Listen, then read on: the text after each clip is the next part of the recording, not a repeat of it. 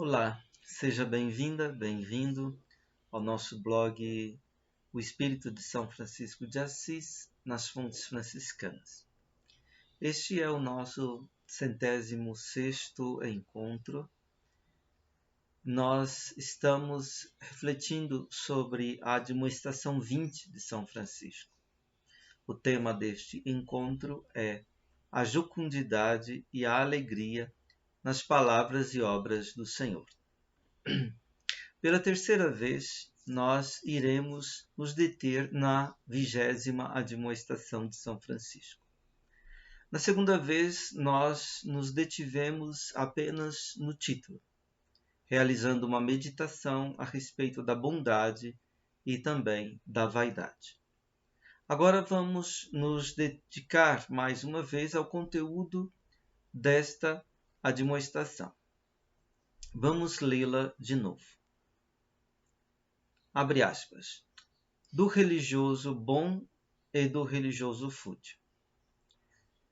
Bem-aventurado o religioso que não encontra satisfação e alegria a não ser nas santíssimas palavras e obras do Senhor, e com elas conduz os homens com júbilo e alegria ao amor de Deus. Ai do religioso que se deleita em palavras ociosas e vãs, e com elas provoca os homens ao riso. Fecha aspas. São estas as palavras da admoestação de São Francisco, que nos escritos vem sob o número 20, a 20ª admoestação. Vamos refletir sobre alguns pontos. Primeiramente, a oposição entre bem-aventurado de um lado e ai de outro lado. Já observamos em outra reflexão como a admoestação articula a oposição. Por um lado, bem-aventurado, por outro, ai. A proclamação das bem-aventuranças e dos ais nós encontramos, por exemplo, no Evangelho segundo São Lucas, no capítulo 6.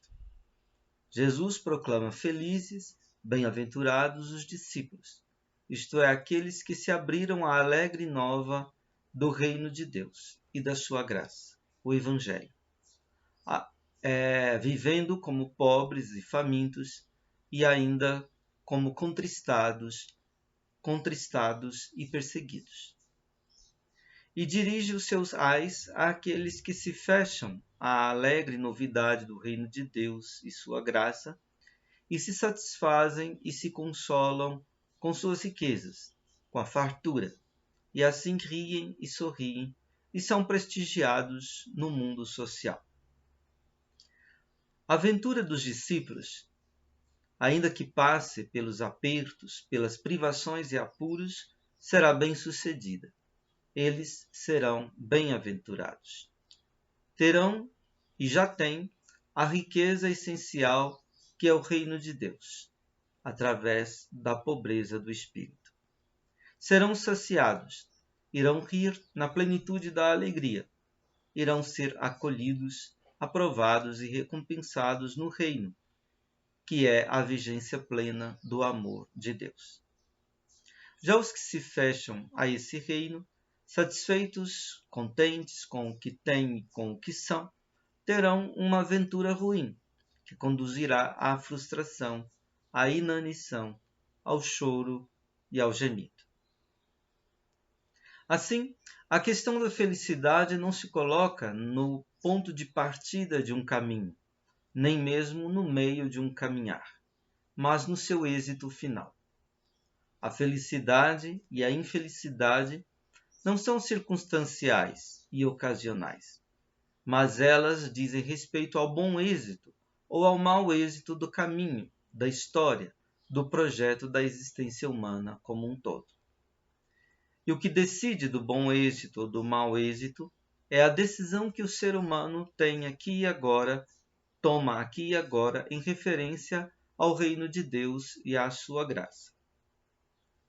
Aqueles que seguem a Cristo relativizam tudo mais, todo o penúltimo da existência, e tomam como absoluto somente o que para eles é o último, o definitivo, o radical, o Evangelho, a alegre novidade do reino de Deus, ou seja, da vigência de seu amor, gratuidade.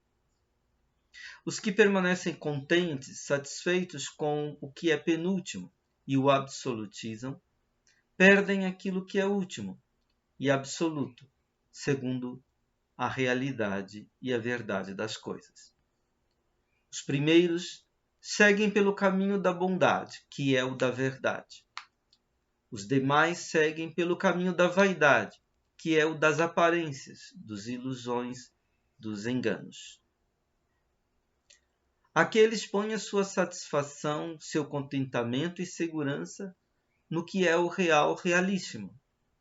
Estes põem sua satisfação, seu contentamento e segurança em aparências, em ilusões, em enganos. No contexto da admoestação 20, esta oposição entre bem-aventurado e ai se configura assim. Bem-aventurado, feliz, é aquele religioso. Poderíamos dizer, é aquele cristão que encontra sua satisfação, seu contentamento e alegria no seguimento ou discipulado de Jesus Cristo. Este terá uma existência exitosa, irá frutificar e irá fruir do reino de Deus. Já aquele religioso, e poderíamos acrescentar aquele cristão, que se perde no que é ocioso e vão, naquilo que nada produz, que é infértil e que também é vazio, oco, ilusório, este irá arruinar sua existência, conduzindo-a para a frustração, pelo e para o nada da vaidade. Segundo ponto da nossa reflexão. O religioso, recordação do absoluto de Deus no mundo e do seguimento de Jesus Cristo na Igreja. Já na admoestação 19, a anterior, São Francisco se refere ao religioso e não simplesmente ao servo de Deus. Aqui, novamente, e agora de modo mais enfático, ele usa esta expressão religioso.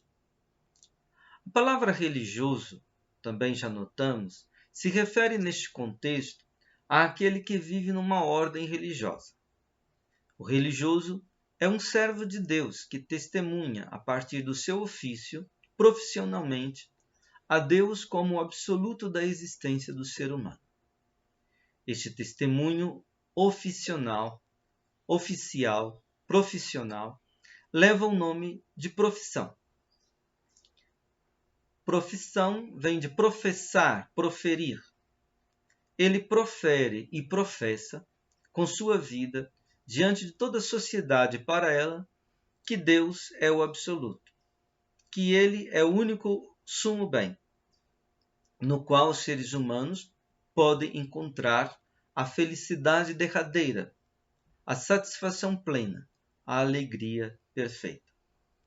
Neste sentido, sua existência tem um certo quê de profética, no sentido de falar em nome do divino e não em próprio nome. E tem um certo quê de martírio, no sentido de atestar, testemunhar, com a vida e com a morte, a mensagem que ele professa e confessa. Mais ainda, o religioso cristão é para a Igreja a recordação do que é o essencial do ser cristão, que concerne a todos os que são discípulos de Jesus, a saber, o próprio discipulado, o próprio seguimento do único Mestre. Na história da Igreja, a cristianização do mundo, decorrida depois que o cristianismo passou a ser colocado como uma religião permitida e depois como uma religião oficial do Império Romano, essa cristianização do mundo foi um fenômeno ambíguo. Este acontecimento se dá no século IV. Em que consiste essa ambiguidade? Por um lado, ela franqueou aos cristãos uma experiência e uma prática pública de sua própria fé. Mas, por outro lado, ela trouxe consigo, acarretou o epifenômeno da mundanização do cristianismo. Isto é, isso trouxe o perigo de que o cristianismo se esquecesse de sua essência, de sua cristidade, poderemos assim denominar a essência do cristianismo, a qual consiste no seguimento evangélico de Jesus Cristo. E assim acarretou o perigo de que a cristandade, de que o cristianismo se iludisse com as aparentes vantagens da cristandade, entendendo por cristandade aqui a fusão e mesmo a confusão entre o cristianismo e o poder político. Ou seja, na medida em que acontece a cristandade, a cristidade do cristianismo é colocada em maior perigo. Ou seja, do cristianismo esquecer a sua essência quenótica, a sua essência no sentido do seguimento do Cristo pobre, humilde e crucificado. O cristianismo começa a se render a projetos de poder. A vida religiosa, a começar das ordens monacais e depois, de modo diverso, pelas ordens mendicantes, se manteve na história da Igreja como uma instância para tornar desperta na consciência da Igreja o que é o essencial do ser cristão, isto é, o seguimento de Jesus Cristo. Isso é óbvio, mas é algo que, por ser essencial, nem sempre é percebido e recordado pelos próprios cristãos. Assim, o retorno de São Francisco ao Evangelho, sua insistência de que a forma de vida dos seus companheiros e irmãos de profissão e de hábito era justamente o de viver segundo a forma, ou seja, a essência do Evangelho de Jesus Cristo, seguindo-o no desprendimento da pobreza, era a maneira de reformar a Igreja, ou seja, de reconduzi-la à sua forma originária, à sua forma formadora, ao seu vigor, ao seu brilho originário, que é o do discipulado evangélico.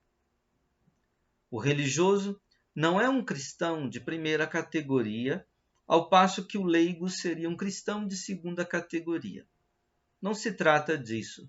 Seria um equívoco que, historicamente, muitas vezes foi sustentado. O religioso é alguém que no interior da Igreja tem por missão recordar, com sua vida, o que é o essencial do ser e do viver cristão, o discipulado ou o seguimento de Jesus Cristo.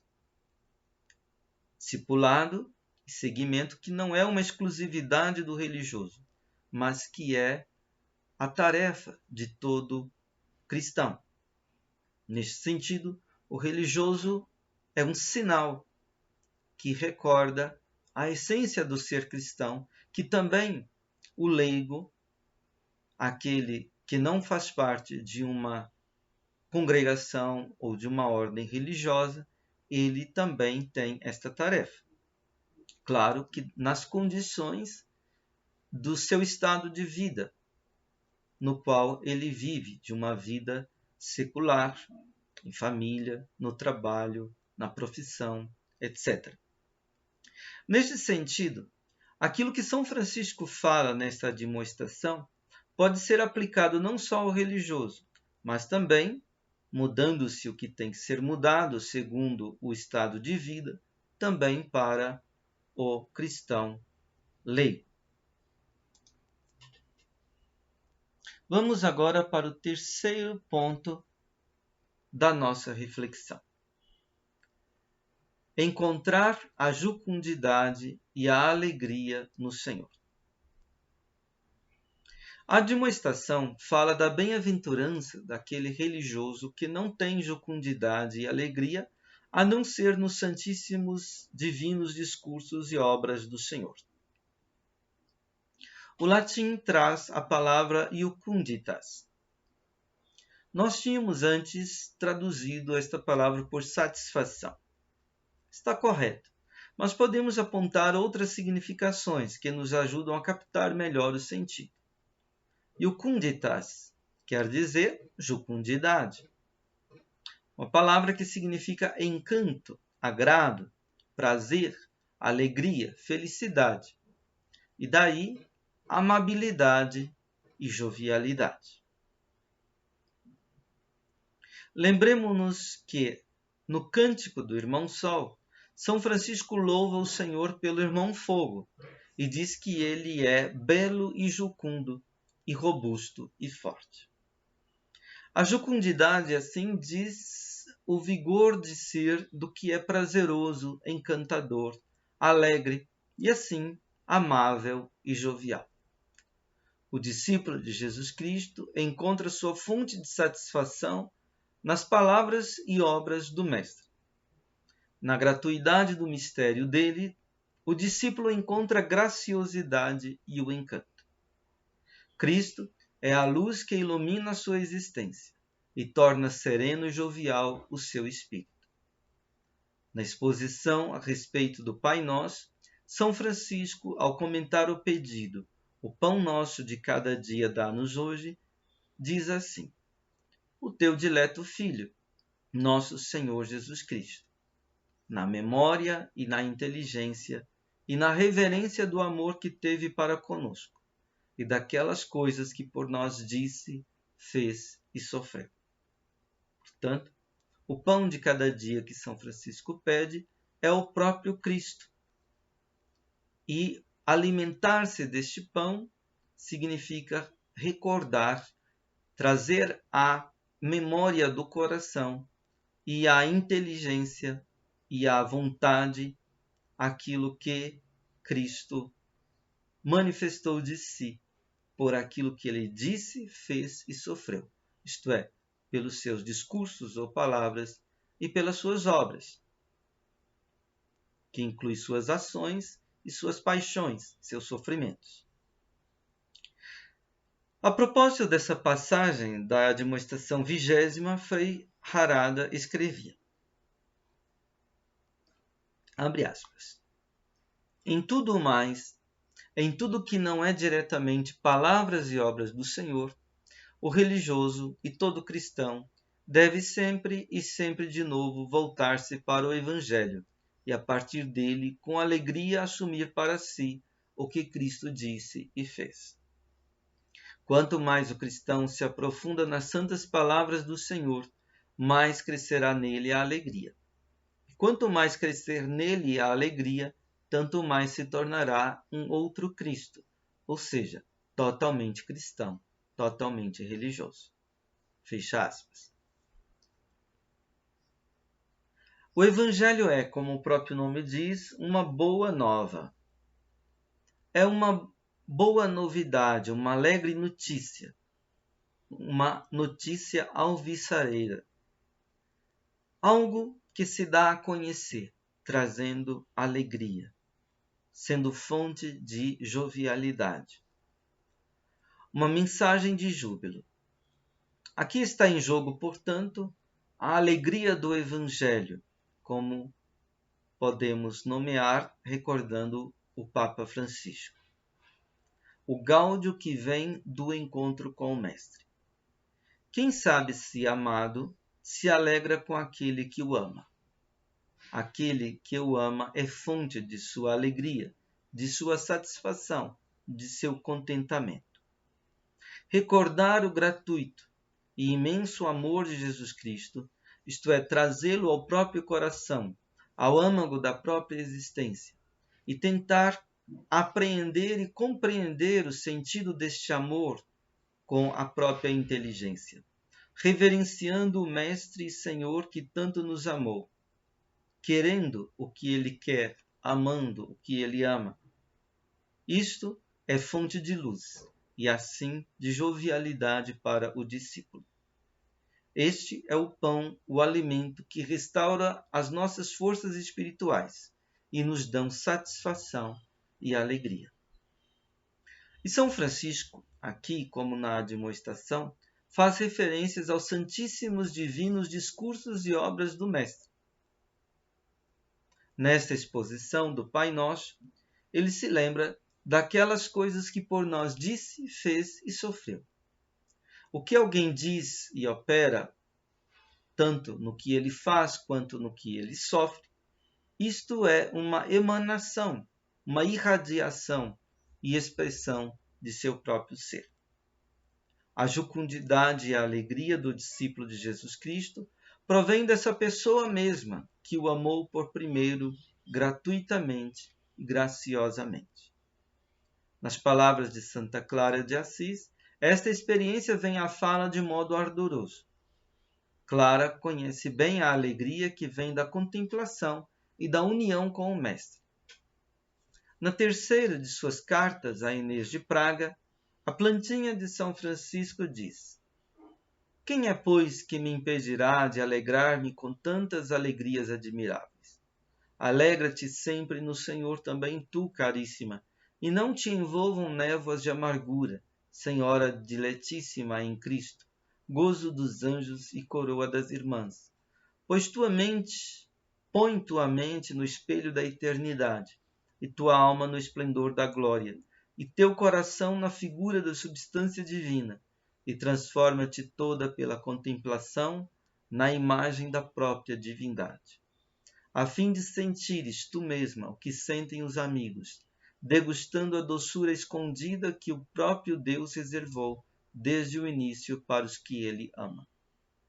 E tendo preterido totalmente todos aqueles que, neste mundo falaz e perturbador, enganam seus cegos servidores, ama inteiramente só aquele que se entregou todo por teu amor, cuja beleza o sol e a lua admiram, e cuja recompensa não tem fim, nem em valor, nem em tamanho.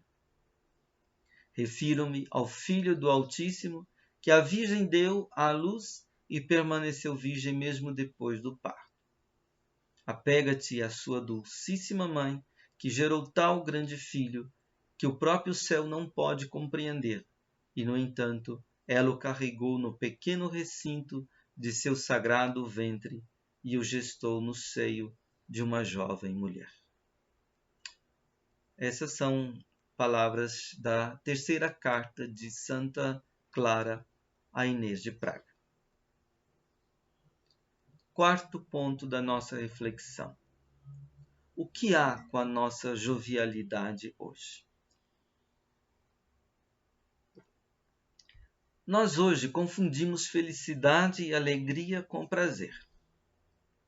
Mas há um prazer que não traz alegria, e sim amargura, e nem concerne à felicidade. O verdadeiro prazer e a verdadeira alegria são aquele prazer e aquela alegria que se encontram na verdade e no sumo bem, que possibilita a felicidade. São Francisco fala de um prazer que se encontra na alegria daquele que realmente é capaz de dar ao ser humano a felicidade. Isso tem a ver com a gratuidade, graciosidade e jovialidade ou jucundidade do mistério. A perda da jovialidade, da jucundidade, é uma das marcas mais fortes de nosso tempo. Hoje temos grande dificuldade de fazer a experiência e de entender o sentido da alegria. Até mesmo a nossa alegria é triste. E é triste porque ela não nasce da fonte do ser e não nos mantém pulsando junto ao coração da vida. O pensador Heidegger, na festa das primícias da ordenação de seu sobrinho Heinrich Heidegger, no dia de Pentecostes de 1954, ao fazer a sua fala à mesa, disse o seguinte, abre aspas, Quando o homem se alegra, usualmente pensa que a sua jovialidade é o fruto de uma sequência de que ele sente a alegria. Na verdade, porém, é bem outra coisa. Somente lá, onde antes é agraciado ao homem ser jovial, pode ele se alegrar. A jovialidade conserva abertas as portas para aquilo que move o coração do homem no mais íntimo e o conduz para o duradouro. A jovialidade conduz ao livre e ao luminoso. O jovial e o alegre, ele mesmo, porém, saltam sempre de uma luz, a qual nós não acendemos. Nós antes a recebemos. Nós estamos ali dentro como iluminados. Fecha aspas. Assim, a jovialidade não decorre da alegria que sentimos. Pelo contrário, a alegria que sentimos é que decorre da jovialidade. E esta jovialidade nos vem do mistério da gratuidade do mistério, isto é, da fonte da vida, ou seja, da liberdade criativa que libera, abre passagem para a luz que nos ilumina o coração. O saber que é sabor dessa jovialidade se chama serenidade. São Francisco foi um grande mestre desse saber. Frei Hermógenes Harada faz eco a essa consideração quando escreve, abre aspas, quanto mais o homem sente necessidade de alegria, menos sabe o que é necessário fazer para viver alegre. Esquece-se de que a alegria é dom do Senhor e atribui o ser alegre ao seu próprio esforço. A verdadeira alegria somente floresce lá onde habita o Espírito do Senhor. Fecha aspas. A alegria é como uma flor que floresce, afundando as suas raízes no chão da graça. Graça é gratuidade, favor e benevolência sem porquê. Graça é beleza que não se vê a si mesma e nem pergunta se alguém a vê. Graça é a alegria de viver, sem porquê, sem para quê. Graça é o gosto de ser, como a rosa que floresce por florescer. É como diz a poesia de Ângelo Silésios em seu Peregrino Querúbico. A rosa é sem porquê, floresce por florescer. Não olha para seu buquê, não pergunta se alguém a vê.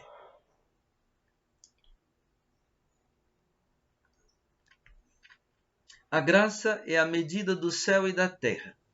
Ela é a serenidade alegre e a alegria serena, que silenciosamente, humildemente sustenta todas as coisas. Ela está mesmo no fundo do mundo humano, com todas as suas desgraças e sofrimentos e mixórdias. Está ali, sem que os homens a percebam, sem que os homens se deem conta de sua presença. Ela embala o universo como uma mãe que embala o berço de seu filhinho. Graça é a dimensão originária, a dimensão de todas as dimensões, a medida do céu e da terra. Graça é, portanto, a serenidade e a jovialidade da origem. Serena e jovial é a graça, porque ela é o que está velado a toda vontade de controle. É o que se retrai em todo o interesse de exploração, a todo cálculo. Ela é a luz do ser. Luz sumamente comunicativa, difusiva de si mesma, como a bondade. Sol que brilha sem inveja e sem condições, que se derrama gratuita e graciosamente sobre tudo o que é e não é. Luz que brilha sobre bons e maus, sobre justos e injustos, como lemos no Evangelho. O obscurecimento do mundo não alcança a luz do ser, escreveu certa vez Heidegger, em seu opúsculo poético pensante chamado A partir da experiência do pensar. Essa dimensão originária da graça chama-se liberdade. É o livre que liberta, ou seja, que franqueia ao homem os caminhos do existir, libertando-o de seu afã de controle e de sua exploração total sobre tudo e todos. A renúncia não tira, a renúncia dá. Dá a liberdade de receber a graça da alegria como aquilo que ela é, como graça. Renunciando à obsessão do prazer, do ter, do poder, do controle do próprio controle, o homem se esvazia para perceber e receber a plenitude da alegria, a felicidade, que é a graça. Essa alegria da graça não foge quando há dor. Ela permanece mesmo quando o ser humano é submetido ao sofrimento. Em uma novela de Corpo de Baile, o autor brasileiro João Guimarães Rosa fala de um menino, o Dito, que ensina a seu irmão, o Miguelim, que uma alegria assim é possível. Em seu leito de morte mesmo, em meio à sua agonia, Dito ensina ao seu irmão Miguelim. Abre aspas. O Dito dizia que o certo era a gente estar sempre bravo de alegre, alegre por dentro, mesmo com tudo de ruim que acontecesse, alegre nas profundezas. Podia? Alegre era a gente viver devagarinho, miudinho, não se importando demais com coisa nenhuma.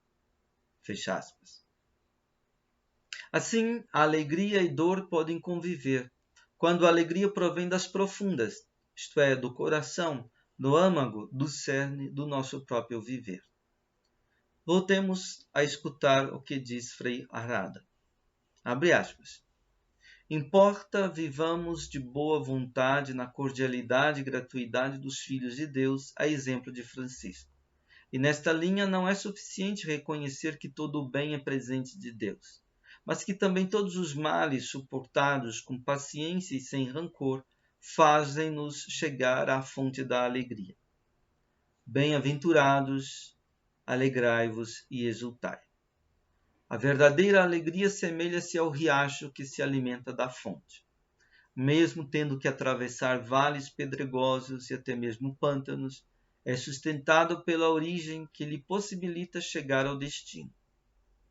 Francisco pôde cantar a perfeita alegria porque no mais profundo de si mesmo encontrou Deus, razão última e total da felicidade do homem. Fecha aspas. Quinto ponto. A comunicação da alegria do Evangelho. Um ser humano que vive assim comunica alegria e jovialidade aos demais. Por isso é que São Francisco, depois de dizer bem-aventurado o religioso que não encontra satisfação e alegria a não ser nas santíssimas palavras e obras do Senhor, completa dizendo, e com elas conduz os homens com júbilo e alegria ao amor de Deus. Sabemos que nenhum ser humano é uma ilha. Somos, por constituição de nossa própria essência, seres destinados à convivência. Quando somos amargurados e tristes, esta tonância afetiva repercute sobre o universo, a começar pelas pessoas com quem nos encontramos. Mas quando somos joviais e alegres, também esta tonância repercute sobre o universo, a começar pelas pessoas com quem nós convivemos no cotidiano. O homem espiritual se torna ele mesmo passagem, canal, para que a jovialidade e a alegria que vem da graça possa ressoar em toda a realidade e possa iluminar o mundo da vida de todos. Frei Arrada diz, abre aspas, o encontro com o outro, vivido a partir da nítida percepção que o seguimento de Jesus Cristo é realizador, salvador, faz brotar a alegria, como uma resistência elétrica ligada à fonte de energia aquece e faz borbulhar a água ao seu redor. Para as pessoas angustiadas, é fonte de alegria perceber na existência do outro que a vida tem sentido, que ela é salva em Jesus Cristo, que nele temos um estilo de viver bom e nobre, agradável a Deus e agradável aos homens. Fecha aspas. Não seria esta comunicação da alegria do Evangelho a mais originária evangelização, pregação, ação pastoral? Sem ela, que sentido tem toda a evangelização, toda a pregação, toda a ação pastoral da Igreja? Nietzsche, em seu Assim Falava Zaratustra, traz um questionamento inquietante a respeito dos sacerdotes. Ele pergunta: quem poderá acreditar no Redentor destes homens não redimidos? Certamente, nenhuma doutrina ou pregação cristã, de sacerdote, religioso ou leigo, poderá comunicar a mensagem do Evangelho se as palavras do cristão forem contrastadas com sua falta de jovialidade e alegria espiritual. Se lhe faltarem as obras que sinalizam esta jovialidade e alegria. Aqui convém lembrar mais uma vez, o que diz Santo Antônio, ao se referir às novas línguas que os discípulos, seguindo Jesus, falariam, interpretando que essas novas línguas seriam as virtudes que brotam da graça. Abre aspas. Quem está repleto do Espírito Santo fala várias línguas. As várias línguas são os vários testemunhos sobre Cristo, a saber, a humildade, a pobreza, a paciência e a obediência. Falamos estas línguas quando os outros veem em nós mesmos, as veem em nós mesmos. A palavra é viva quando são as obras que falam. Cessem, portanto, os discursos e falem as obras. Estamos saturados de palavras, mas vazios de obras. Por este motivo o Senhor nos amaldiçoa, como amaldiçoou a figueira em que não encontrou frutos, mas apenas folhas. Diz São Gregório, há uma lei para o pregador, que faça o que prega. Em vão pregará o conhecimento da lei, que destrói a doutrina por suas obras. Quem destrói a doutrina por suas obras. Sexto e último ponto. O ridículo e a irrisão.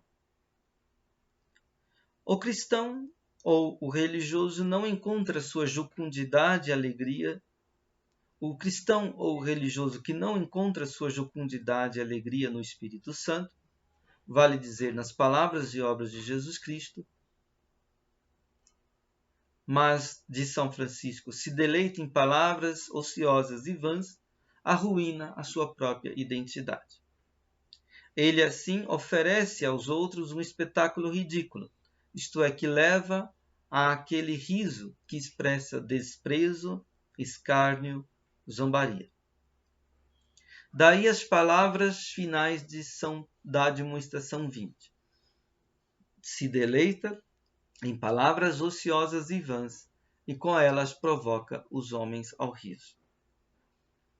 Vamos terminar nossa reflexão desta admoestação 20 com o comentário de Frei Hermógenes Harada a respeito dessa irrisão. Irrisão, lembremos, esse riso que ri zombando do outro. Abre aspas.